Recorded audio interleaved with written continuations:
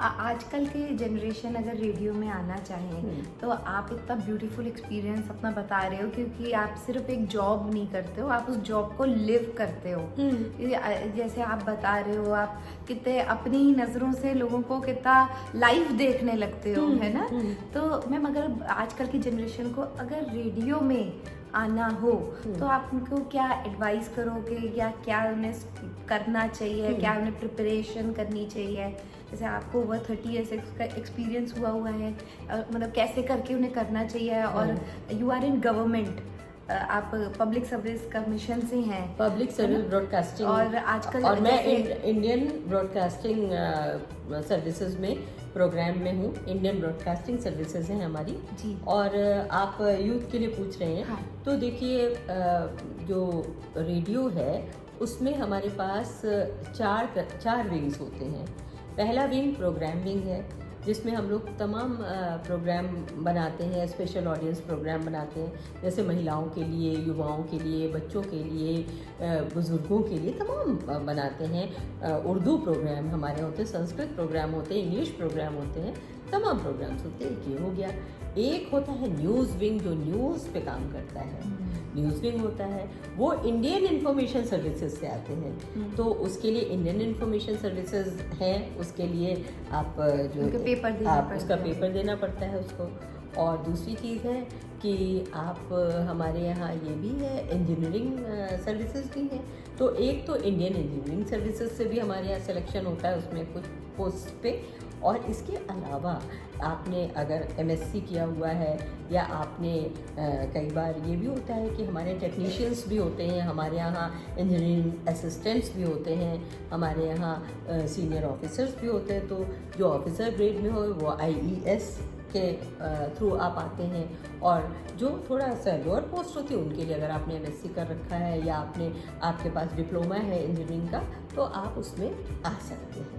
इसके अलावा administrative wing है, तो वो जो है स्टाफ सिलेक्शन कमीशन से उसके होते हैं। पब्लिक सर्विस से आपका जी, हुआ जी, था जी, कि जी, पब्लिक जी, सर्विस कमीशन से भी आप इसमें एंट्री ले सकते हैं रेडियो में। और इसके अलावा ये भी है कि दीज आर, जो मैंने आपको बताया, दीज आर फुल टाइमर्स। हमारे यहाँ quite a large huge number of anchors आ गए जो कि तमाम प्रोग्राम प्रेजेंट करते हैं। तो वो हमारे असाइनमेंट बेसिस पे होते हैं। वो they are not in the regular staff, but वो हमारे यहाँ हमारे पैनल में अप्रूव होते हैं। उसके लिए आप ऑडिशन दे सकते हैं और रेडियो प्रेजेंटर बन सकते हैं। तो रेडियो प्रेजेंटर, रेडियो भी एक पूरी विधा है। और सोनम, आपने बड़ा अच्छा प्रश्न पूछा है। कई बार ऐसा होता भी है कि चूँकि मैं ऑडिशन लेना भी हमारी ड्यूटीज़ में आता है, ऑडिशन लेती हूँ, यंगस्टर्स आते हैं। अब उनसे मान लीजिए मैंने पूछ लिया, सपोज़ आपने जैसे आकाशवाणी मान लीजिए लखनऊ का एफएम के लिए आए, तो मैं उनसे अगर मान लीजिए मैंने पूछा आपसे कि आप एफएम, आप क्या चाहते हैं? हम एफएम एंकर बनना चाहते हैं। आपने हमारे चैनल का कौन सा प्रोग्राम सुना है? जी, हमने कोई प्रोग्राम नहीं सुना है। तो जब आपने कोई प्रोग्राम नहीं सुना है तो आप उसको कैसे आप प्रेजेंट करेंगे? अगर आप कुछ बनना चाहते हैं तो कम से कम वो काम तो आपको आना चाहिए। और वो चीज़ आपने कम से कम सुनी होनी चाहिए। राइट। तो इसलिए लोगों को पहले तो उसकी लिसनिंग करनी चाहिए। मान लीजिए आप जिस भी चैनल के लिए जा रहे हैं, आप किसी भी चैनल, चाहे वो प्राइवेट चैनल हो या कोई भी हो, जिसके लिए आप जा रहे हो, ये तो आपको पता होना चाहिए कि भाई इस चैनल का ये शेड है, ये इसका फ्लेवर है, तो ये आपको पता तो होना चाहिए। राइट। और दूसरी बात है, ये भी आपको पता होना चाहिए कि मान लीजिए कि आप अपने जो लिसनर्स हैं उनके साथ कैसे इंटरेक्ट करते हैं।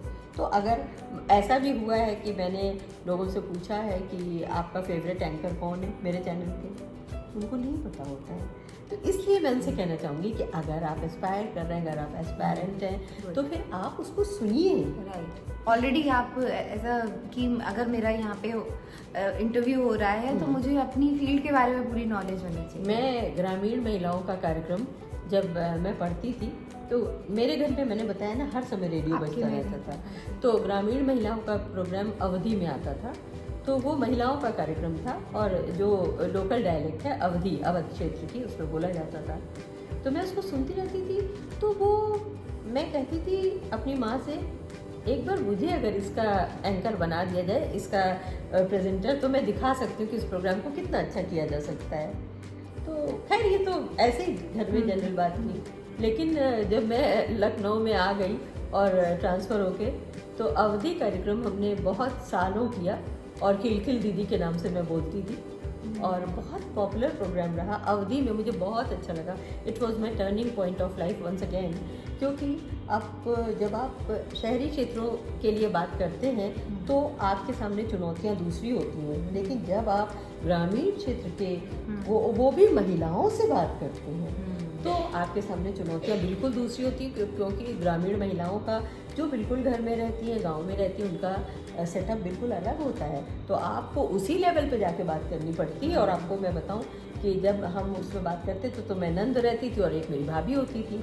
तो मैं उनसे हमेशा, हम लोग उस समय ये तो बहुत साल पहले की बात है, आज से कम मुझे लगता है 20 साल पहले की बात है।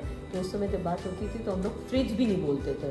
उस समय हम कहते थे वो जो ठंडी मशीन होता है जिससे कि अब उन्हें समझ में आए, अब उनकी बात तो समझ पाए। उन्हीं के बीच की हाँ, बात है। और हम उसमें कहते थे कि उसमें मैं नंद थी तो मेरी भाभी उसमें कहती थी कि देखो हमारी जो खिलखिल जिज्जी हैं ये तो पढ़े जौती हैं, और भाई काहे से हम तो पढ़े हन नहीं, लेकिन हम सोचा कि हम भाभी हो के नहीं पढ़े हन, लेकिन हमारी जो नंद है इनका हम जरूर पढ़े हुए। तो इलिए ये रोज पढ़े जाती है और वहाँ से जब आए के हमको बहुत कुछ सिखाती है। तो इस तरह से हम लोग प्रेजेंट करते थे और बहुत अच्छा लगता था। बहुत अच्छा लगता था। एक बहुत अच्छी स्टोरी भी है।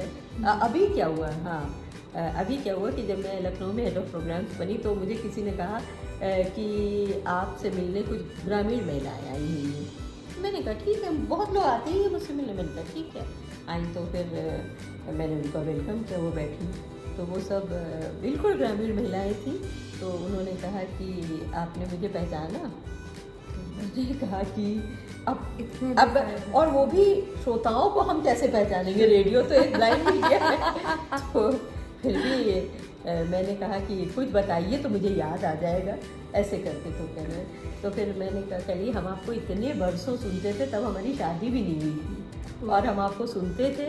और आप उसमें पेड़ लगाने की बात आप बहुत करती थी कि खूब सारे पौधे लगाने चाहिए।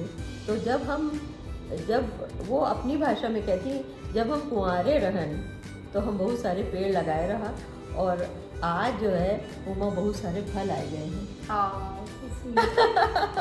तो कहा कि अब वो जो पेड़ थे अब उन्होंने फल देने शुरू कर दिए। तो मुझे लगा कि मेरी ब्रॉडकास्टिंग ने भी फल दिए, बहुत ज़्यादा फल दिए। और मैम का नेचर ही बहुत रहा है कि अपनी फील्ड में एकदम डेडिकेटेड होके काम करना है। अगर उनका भी एक अपना एक ऑरा है और अगर लोग उनसे थोड़ा सा डरते हैं तो वो एक्चुअली इसलिए कि वो एक उस पोजीशन में है कि उनसे डरना चाहिए। डरने की क्या बात है। मैंने क्योंकि actually she is a head, तो एक होता ही है। मैम एक्चुअली मेरे से भी मेरा स्टाफ कभी कभी डर जाता है, होता है, क्योंकि थोड़ा सा हम लोगों को एक शायद एक ऐसा नेचर रखना पड़ता है थोड़ा सा शायद मैम कि मतलब एक थोड़ा सा कमांडिंग करके, ऐसा नहीं कि हम बिल्कुल ही होल्ड कर रहे हैं, बट एक डायरेक्शन तो देना पड़ता है ना ma'am. We have to be little strong at that time.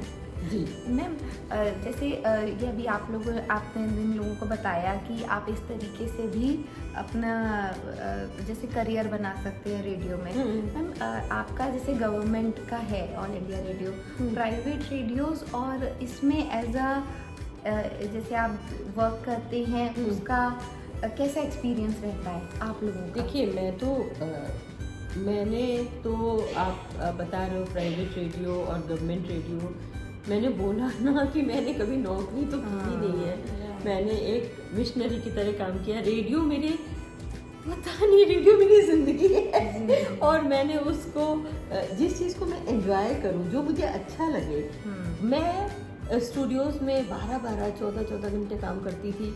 मुझे थकान ही नहीं होती थी, बल्कि और फ्रेशनेस लगती थी, क्योंकि वो चीज़ मैं उन बहुत किस्मत वाले लोगों में से हूँ जिनकी हॉबी ही उनकी जॉब है। तो इसलिए वो दोनों एक हैं।